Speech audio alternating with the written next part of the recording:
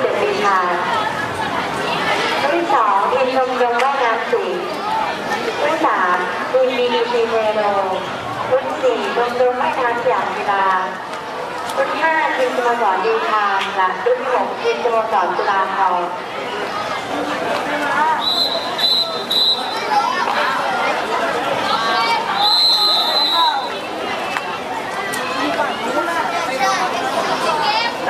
ยอมอ่ะ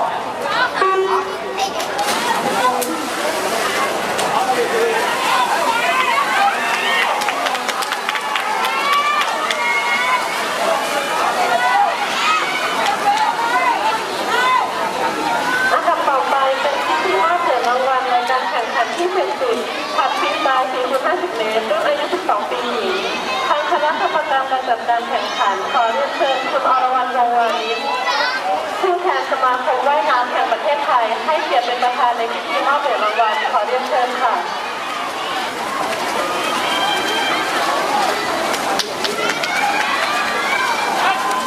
เฮ้ยไปขึ้นแล้วไปเร็ว